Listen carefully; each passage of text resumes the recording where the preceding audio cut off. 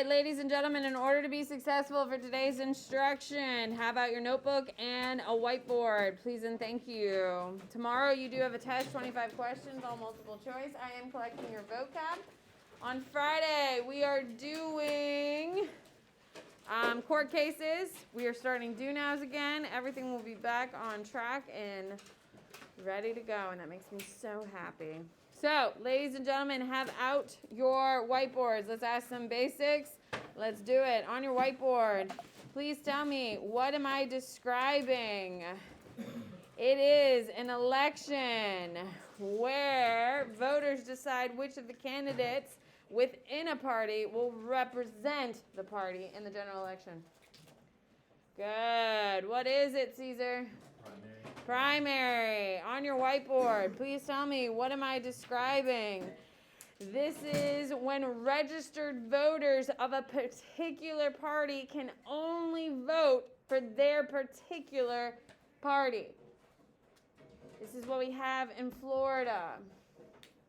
What is it, Desmond? There you go. David, put some effort, get a board, dude. There's literally one behind you and underneath you. On your whiteboard, what is it called when in a primary you have both Democrat and Republicans on the ticket for a primary? Good. Brooklyn. Open. Only seen in open primaries. What is it called when a voter votes for a different party than they're registered in? Good. Jack. Crossover party. What is it called when people vote for people and not because of party affiliation? Good. Ian. Nonpartisan primary. Ladies and gentlemen, some of you have gotten none of those right. And this is basic recall. Open up your notes. Do better. I'm tired of it. Come on. On your whiteboard, please tell me, what is the name of the mechanism that actually elects our presidents?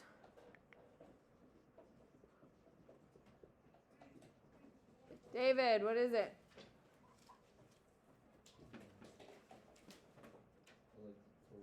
Yes, write the answer on the board and flip it and show me. Thank you. Electoral College. The Electoral College is about specific numbers of votes by state based on what?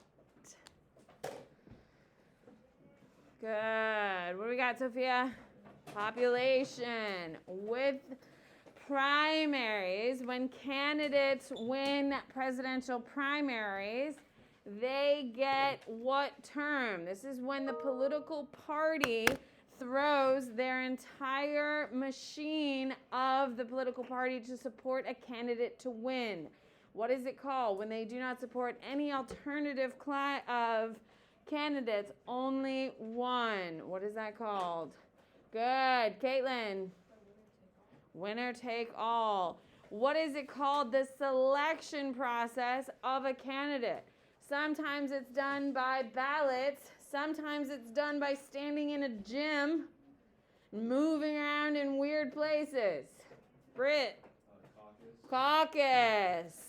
On your whiteboard. What am I describing? Historically, it was used as a way to caucus and to present and elect a candidate. Today, modern politics, it is used to present a unified front behind a candidate as they run for president. What is it, Ian? National Convention. On your whiteboard, please tell me, what is... I am the only one that falls in this category because I am the only one in the room who will be voting on November the 8th. What is it? Reagan. Electorate. On your whiteboard, what is it called when voters seek to remove an elected official? It happens. It's not very common, but it does happen. Caesar. Recall. Recall. This is becoming more popular. When politicians don't want to make a very controversial decision for both positive and negative reasons, they put it on the ballot and let the people vote. What is it called, Jimmy? Referendum. Ladies and gentlemen, if you aren't able to answer these questions, it's a huge problem. We're in quarter two. We still have time to drop if we need to. It's the same pattern. Figure it out, guys. Here we go. On your whiteboard, please tell me what is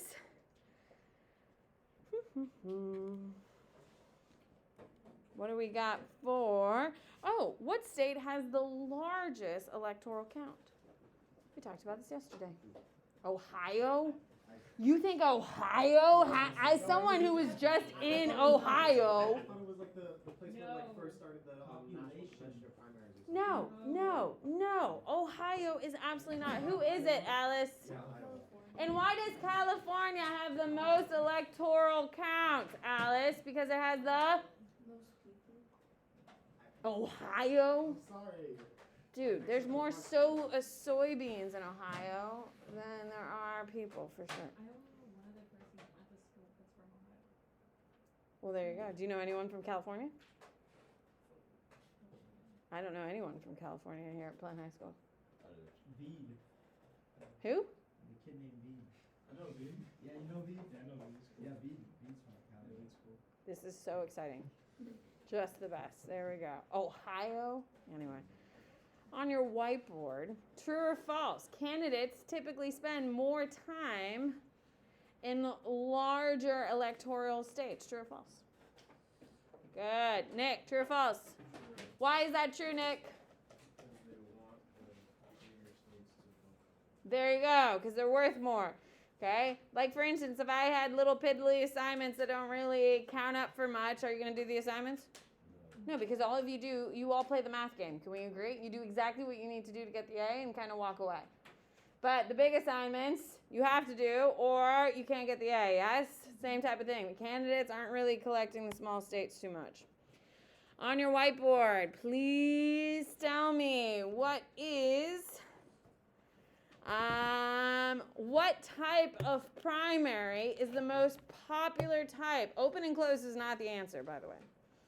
What primary style is the most common primary style?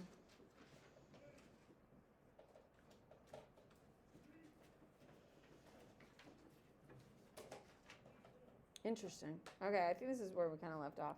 It's direct primary. Direct primaries break down into closed and... Direct primaries are when you actually go into a little voting booth and you actually select. So you may want to make a note of that, yes? So direct primaries are when the population goes in and actually votes for a candidate. Underneath direct primaries, you either have open or closed. So direct primaries are when people actually push a ballot. Open and closed are the types of direct primaries. All right. On your whiteboard, please tell me if there is a tie for the president, who calls the tie? Ian, you're killing it today. Who is it, Ian? House of Representatives. Perfect. This is where we left off. Here we go. You need to have down interest group versus political group. Have your board near. We'll be using them shortly.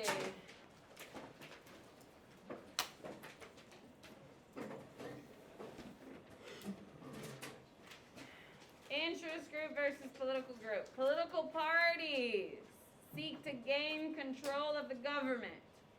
That's what political parties do. They seek to control the government. Who can raise their hand and give me an example of a political party? Come on, this is not hard. Here we go. Caitlin. Republican. Give me another example. Not hard, people. Ian. Democratic. The Tea Party would be another. Your progressives would be another. Those are different parties or factions within parties who are trying to seek control over the government. Okay? Both Democrats and the Republicans right now are spending billions of dollars trying to persuade you to vote Democrat or Republican so they can win the midterms in 3 weeks. Your other group are interest groups. Interest groups seek to influence public policy. You also should write down they are typically a one-platform group, which means what? What does that mean, Selena? If they're a one-platform group, what do they care about? Yeah, they literally care about one thing. David, what would be an example of an interest group? They only care about one thing.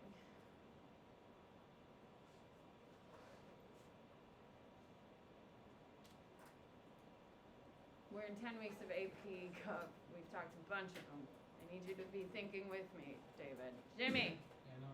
NRA, the National Rifle Association, really only cares about what, Jimmy? Guns and gun rights and protecting gun owners and gun rights. What is another example of another interest group? What do we got? Brooklyn. PETA is a great answer. People for the ethical treatment of animals would be another interest group. Sophia. The what? What the hell is the IRA? Are you talking about the one that bombs?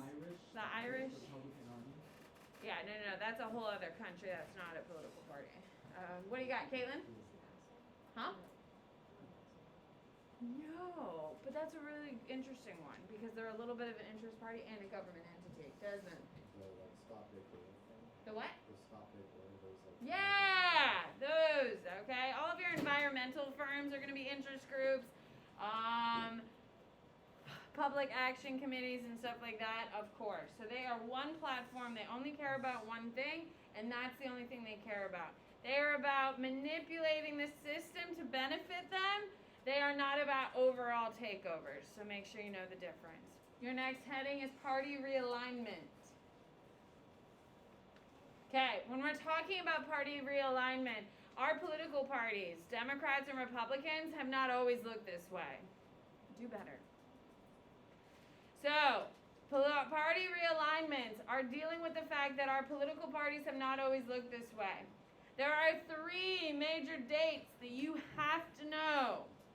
1860. First of all, what is about to break out in 1860 in the United States? Brooklyn. The Civil War, which officially starts in what year, Brooklyn? 61. Okay, it breaks out in 1861. So who is the president during the Civil War, Brooklyn? Lincoln. So what party is created, Alex? What party is Lincoln the founder of? Republican. So in 1860, we have the founding of the Republican Party by Lincoln on the precipice of the American Civil War. This party was based on the freedom of blacks. It is the secular belief that religion should not be in government, and the charge that became the Republican Party. 1896 is your second major changing point. That's not the word I wanted, but here we are. 1896. What do you think was founded in 1896? Sophia? The Democratic Party. The Democratic Party is going to be founded in the American South in 1896. If it's founded in the American South in 1896, they're pro what, Mr. Clark? What states' rights law code are they in support of? No, slavery is abolished by 1896. What, Nick? Jim Crow laws. The Democratic Party comes out of the support and the creation of Jim Crow laws. That's where the Democratic Party comes from. Turn around, Brennan. You couldn't answer any of my questions before. You're not going to be turning around. You clearly need to be soaking this in. Yes? Thank you kindly. So, 1896 is the creation of the Democratic Party. The creation of the Democratic Party is going to be pro-Jim Crow laws of the American South. Okay? So, if it's pro-Jim Crow, does that look like what it looks like today? No, absolutely not. So, 1932 is your third major transitional point. What are we in the middle of in 1932, Caesar? No, World War II starts in 41 for us. What do you got, Jake? The Great Depression. You need to be noting the historical things that are occurring. Big changes don't just happen out of nowhere, people. 1932, we are in the darkest part of the Great Depression. Our economy is completely in shambles, okay? And things are starting to change. Now, this is where, and you need to know this is where we start getting the shaping of our modern Democratic and Republican parties. Write that down. 1932 is going to be the year where we start seeing the shifts of our major parties into their now modern shapes. Okay, so the modern Democratic Party has the largest base of who? Who makes them up? The Democrats are majority black voters. 90% of black voters are in the Democratic Party. It is the most consistent base for Democrats. So, in 1932, we see the transition of anti-black, Jim Crow laws into flipping towards more progressive, more pro-blacks, more equality. That's the shift we see of Democrats, because today 90% of all Democrats identify as Democrats. Republicans. Since 1932, with the shift, we're going to start seeing Republicans adopt their small government. You need to know this. Their small government stances, they are also going to be more pro-states' rights. So, 1932, the Great Depression, the economy is going to change. Since 1932, states are going to begin identifying as now part of the modern party. Texas is going to start voting what? Republican. Well, historically they always voted Democrat. So we're seeing a big switch, and it's always caused. Religion. Add this to it. Religion was originally seen as a Democratic, and now modern has flopped to which party? Republican. If you identify yourself as a Christian, you're like 90% of the time going to be in the Republican Party, because they base themselves on Christian American values. Okay, candidate-centered campaigns is your next heading. Okay. You need to know that candidate-centered campaigns are all about candidate over party. Now, I'm telling you right now, raise your hand if you're tired of seeing political ads on TV. Oh my God, it's like every 2 seconds, especially on YouTube. Isn't it terrible on YouTube? And all of your like internet sites, okay? So, these political ads are all about the candidate, whoever it is, Republican, Democrat, are saying, I believe, I'll do. It is because they're trying to, and write this down, they are trying to create a relationship of trust between you and the candidate. Because you're more likely to go out of your way for a person, not a party. And what do we mean by going out of your way? To vote. Absolutely. On November 8th, you have to go stand in line at a polling place, or you're going to vote ahead of time by mail, right, Jimmy?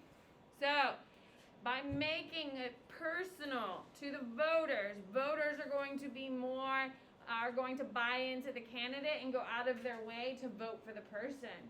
People do not strictly vote for the party. Write that down. People do not strictly vote for the party, but vote for the person. And you're going to get more reliable voters for people who are actually excited about you. Okay? Now, one of the largest elections we've ever had is Obama in 2008 when he was elected. We had the largest turnout of excited first-time voters because of the historic nature of Obama's run for presidency. Okay? The candidate he was opposing was, oh my God, John McCain. John McCain is a really good Republican, a solid Republican, served our country for 35 years, did incredible service, and was a genuinely lovely man. You may not agree with his political stances, which is completely fine, but he was like a lovely man, but he wasn't incredibly like engaging. Does that make sense? He didn't have any razzle-dazzle. Obama wins that election in a huge landslide because Obama is more engaging, right? Whether you like him or not, you're kind of drawn in by the way he talks in his speeches, and he's very personable. The second thing is the historic nature of voting for a first-time black president gets people to get up and go vote. Now, you will notice I did not mention Hillary and Trump, which has the largest voter turnout, because people were turning out for that election not because of the enthusiasm for their candidate, but because they hated the other one so much, right? If you voted for Trump, it's because you hated Hillary. If you voted for Trump, okay, if you voted for Hillary, it's because you couldn't imagine. There were very small sections of people who were very passionate about their candidate because they are the best candidate for the United States. So that one had the largest turnout because people thought it was for the soul of America, and so people were showing up, but not with enthusiasm for the candidates, but for hatred. Can we agree? Do we remember back? Well, Obama, you saw a lot more enthusiasm for the candidate. Now, the best thing we can hope for 2024, whoever is on the ticket, is that we have genuine enthusiasm for the candidates. Can we agree? Because things are a lot less divisive when we have enthusiasm for the candidates rather than hatred of the other. Yes? Okay? Now, another major thing that you do need to know, political parties recruit and train people at local levels who they think will be able to run for office. Okay? They don't put big people up for big positions unless they prove they can win in smaller places. Is anyone thinking about running for some sort, not like running for office or anything like that, like being in politics? Not necessarily a candidate, a little bit. The best thing you can do, if you are thinking you want to be something affiliated with politics in your future, volunteer for the political party you think you'll be a part of. Now, we're about to go into the presidential election. We're starting up after the midterms. We still have 3 more weeks to the midterms. If you are interested in a political future of some sort, you should really volunteer with your local party. Like, if you're really passionate about Ron DeSantis and you think he's going to be a great president, then I would reach out to DeSantis's local office here in Tampa and say, hey, I would like to walk around with pins, go door to door, and get in that way. Because you get promoted from the bottom up. Candidates very rarely just kind of show up in the middle, okay? They typically work their way up through the system. So if it's something you're interested in, you should volunteer your time for a political party and kind of rise up. David? Sure, David. Sure. Your test is tomorrow, by the way. On your whiteboard, answer this question.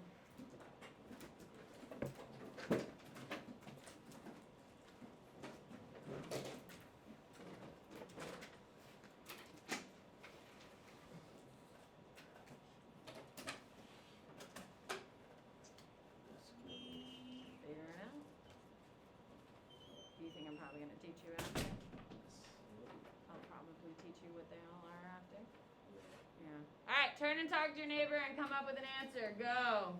Talk to Desmond, Luke. Brennan, talk to Caitlin. Reagan, talk to Alice.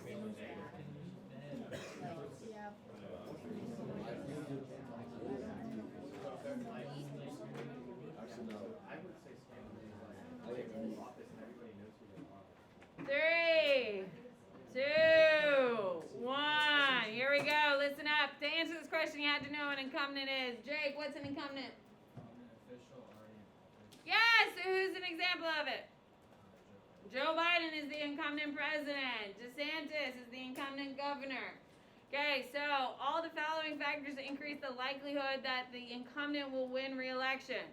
Okay, now, these are everything except one thing is going to make sure an incumbent can win. The answer is scandals. What are scandals? What are scandals, Jimmy? Like rumors against you that. Rumors, ooh. Or actual conflicts or things, okay, that go against you. What would be an example of a scandal from history, Jimmy? Watergate. Watergate's a damn good one. Got a president to resign. Okay, Hillary Clinton and Monica Lewinsky is a scandal. Okay, we also have Marilyn Monroe and JFK is a big scandal. We also have less salacious ones like Mission Accomplished for George W. when he stood in front of a banner that said Mission Accomplished, yet the war is going to continue to go on for another 18 years. Lots of scandals. Every single president makes mistakes because every person is human. Okay, their scandals go from incredibly salacious to kind of mundane ones. Like one of Obama's biggest scandals is he wore a tan suit.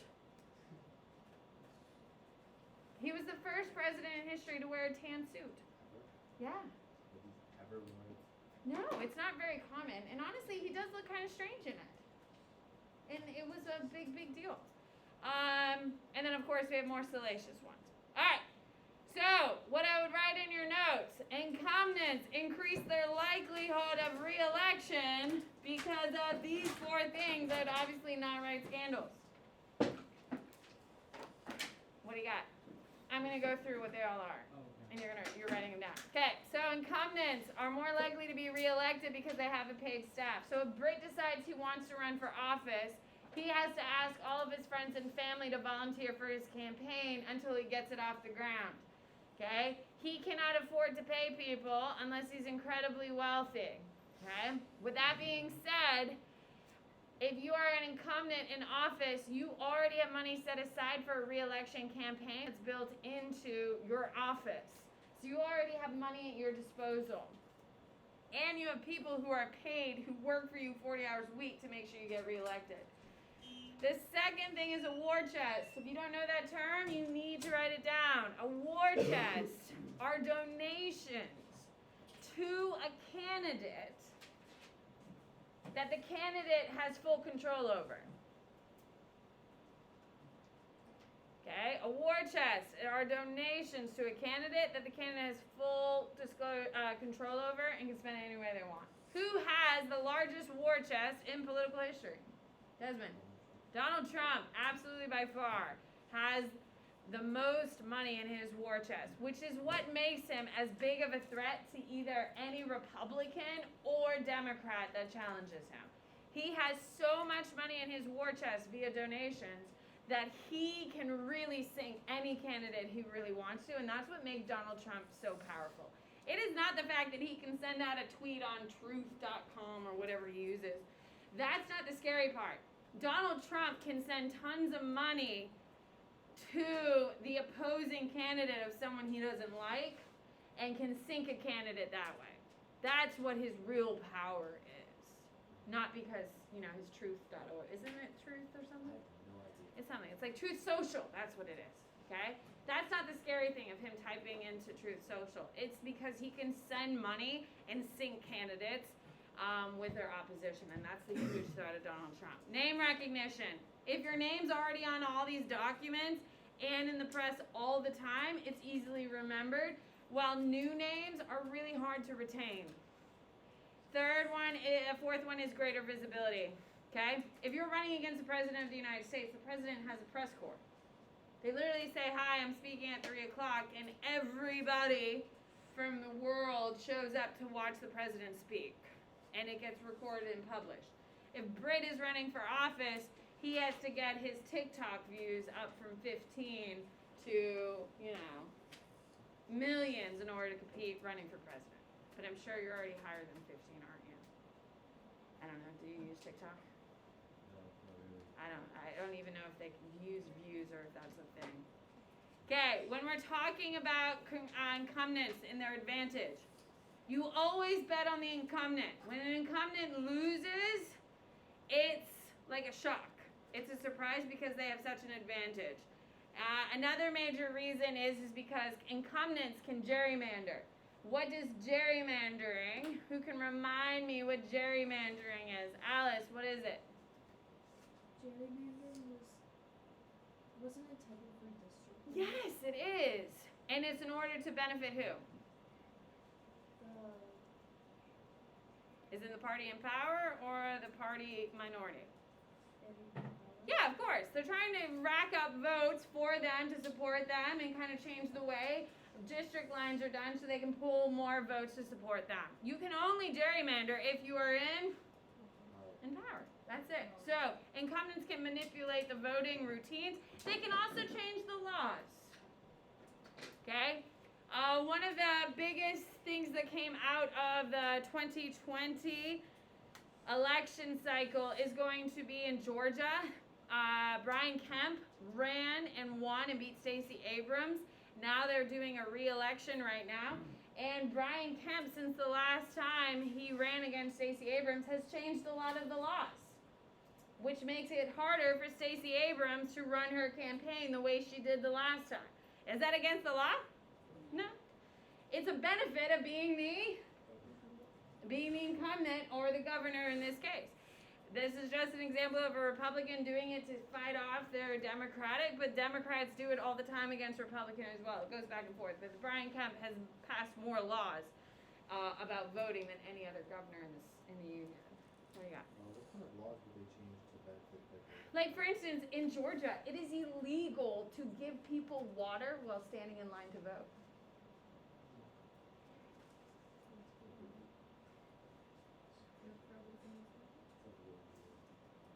It's illegal. You can literally Google it. It's literally illegal to give people water in Georgia to people waiting in line to vote. Will like a cop really arrest someone like It's against the law, and they can be held accountable. Now, there's other laws, of course, but that's like the most flagrant one. Brooklyn, do you have a question? What's the reason for In Georgia, for the last election, the polling lines were really, really long. so they made it illegal?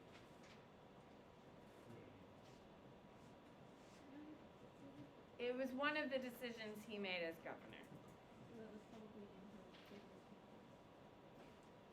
I'm not saying much. It's one of the decisions that he made. There is a justification. I'm sure you could Google it and find out exactly why he passed that law. But it is one of the many laws that he has passed. Okay. Advantages. Another thing you do need to know. It is easier to get donation as an incumbent. Why is it easier to get donation as an incumbent than a no one running against an incumbent? It makes perfect sense. Why? Hannah. Why isn't it easier for an incumbent to raise money than a no one? They've proven they can what, Hannah?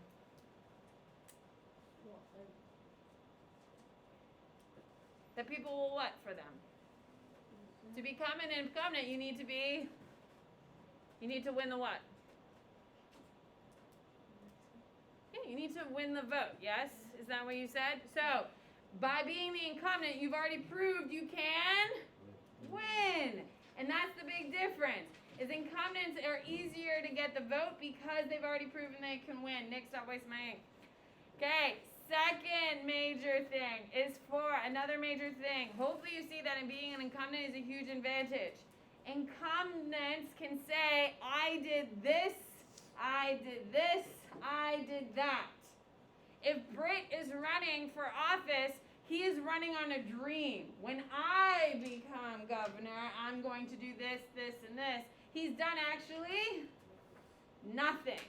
Our governor currently, DeSantis, can say, I did this, this, this, and this, while Charlie Crist, who is opposing him, says, I want to do this. Which one's more powerful?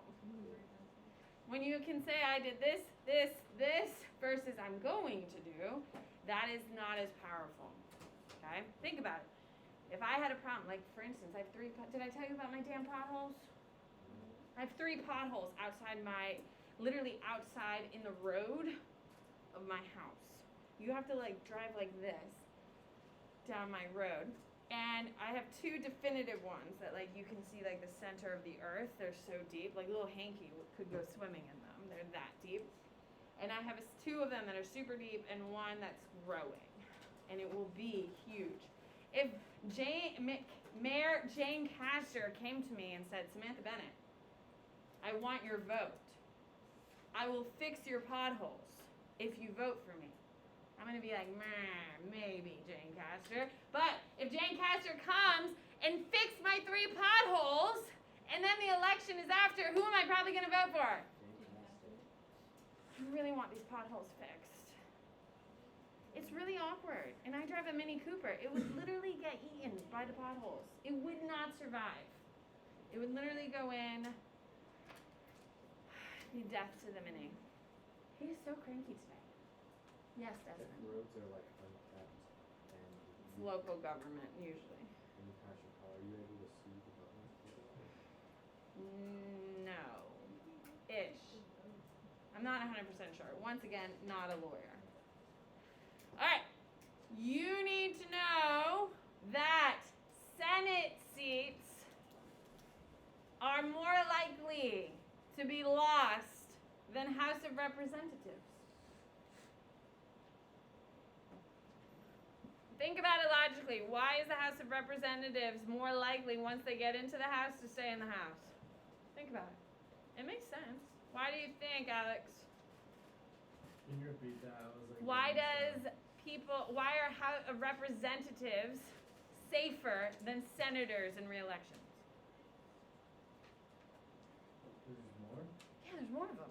So is it easy to remember their names or hard to? Hard to Hard to. So if you can't remember people's names, are you more likely to vote them in or keep them? keep. Keep them, because you don't have any hard feelings about them, because they're like, who is our representative?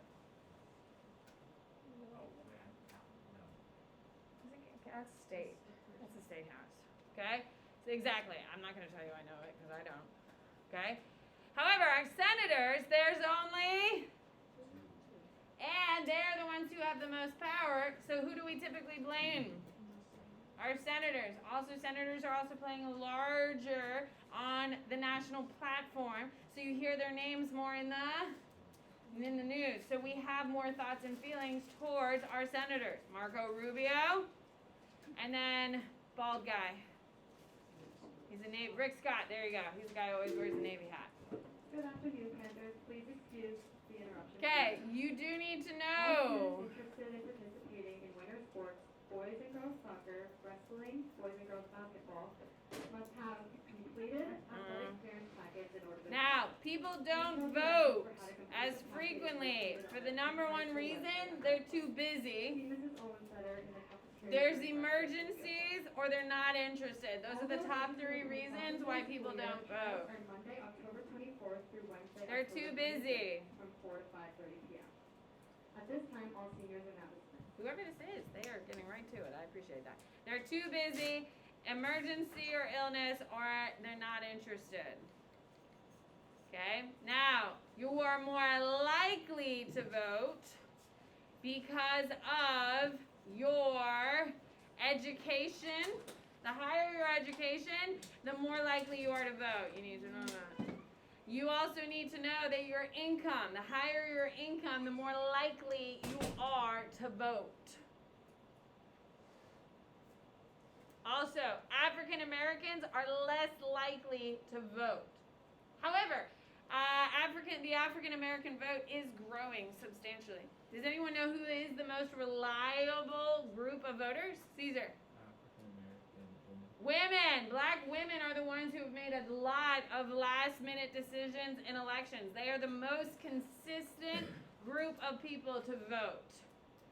However, Black Americans as a whole have less voter turnout than whites. Hispanics are second, Asian third, African Americans are at the bottom.